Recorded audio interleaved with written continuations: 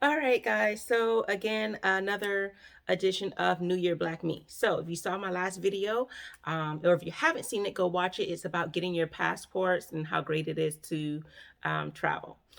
And especially if you're Black, you want to be mobile. If you haven't seen about Juneteenth or heard about it, it's been a federal holiday now. So if you don't know what it is, Juneteenth is short for June 19th. It is a day that celebrates um, the slaves in Galveston, Texas, being free, because even though the Emancipation Proclamation was signed, all slaves were not free. And it took a whole 2 years, because in 1963 is when Lincoln signed that proclamation, and it took 2 years before troops came to Texas to say, "Hey, you need to free all the slaves." And it was until then that all slaves in America were now free, and then that was celebrated June 19th, 1865.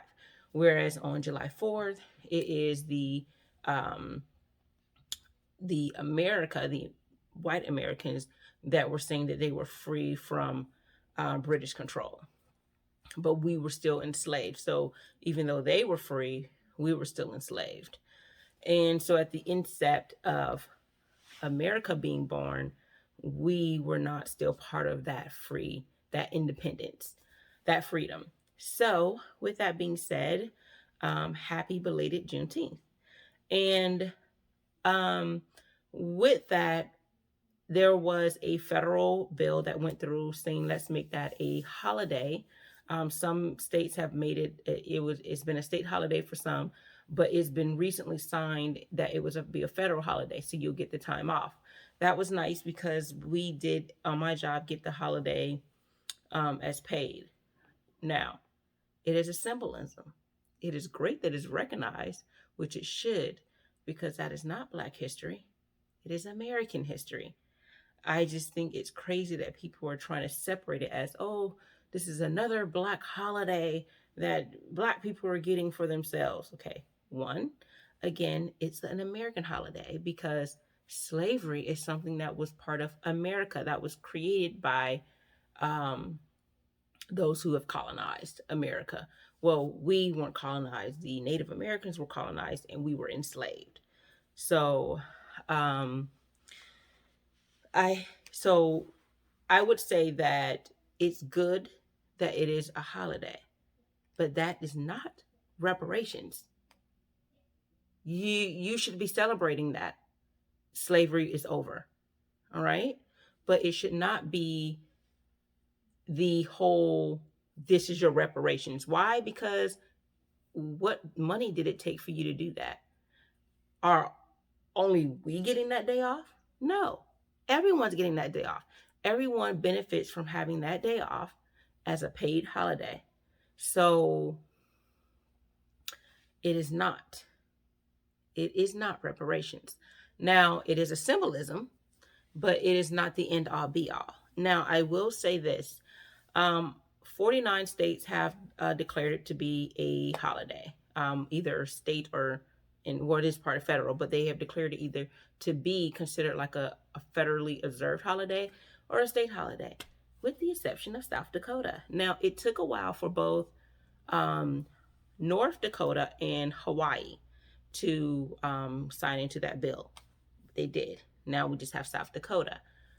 And it was said that the state government believed that or government officials believed that it was um, divisive, however you want to say it. I don't know how it's divisive to celebrate the end of slavery. Isn't that the state that has a freaking huge mountain? Mount Rushmore, that huge mountain, the one with Abraham Lincoln. Abraham Lincoln, the one who signed the Emancipation Proclamation. He signed the Emancipation Proclamation. He signed it. Let slaves be free. You have a huge face of him on Mount Rushmore, and you decide that it's so divisive to decide to make it a holiday. a holiday that America has freed all of its slaves. But it's not divisive that 1776, July 4th, that America colonies were not free from British control.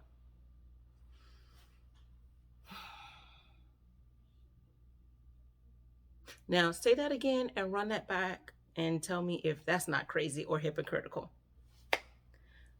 Or better yet, let's just play Tim Scott's snippet of "This is not a racist country." I mean, we're not going to really play it. You can watch my video on that. But like, you're really proving our point. And, you know, I think that even if it becomes a federal holiday with South Dakota, all it is proving how people are so upset and trying to hold on to something or trying to prevent the world from knowing or to even discuss what's happening in society, because it's crazy that we're still discussing things that Martin Luther King Jr. was discussing. And, you know, I'm so sick of people saying, you know, you need to stop being like Malcolm X. You need to be more like Martin Luther King Jr. Why? Why? You shot him in the neck. How peaceful do you think he was? You didn't think he was peaceful enough that you keep him alive. You thought that Malcolm X was a string. You used some raccoons to get rid of him. You thought MLK was peaceful, and yet still you put a bullet through his neck. You think looters are horrible, but yet still peaceful protesters and those who have signs are also divisive. So basically, you want us to be happy-go-lucky singing "I Wish I Were in Dixieland." That's what you think. But nope, we won't be doing that. We will not be singing that song. We will not be like the little foos in your minstrel shows. We will be happy that Juneteenth is now celebrated, but we will not accept it as reparations. Tell me your thoughts. Do you think Juneteenth is reparations enough? Do you think there should be more? Because if they're signing off $50 million to Asians, if they're signing off billions of dollars to Native Americans yearly, if they're signing off stuff to Israel for what happened during the Holocaust that happened in a whole nother country, if they're signing off things for this and signing off bills for that, why can't they sign off some things for us? Even equitable reparations.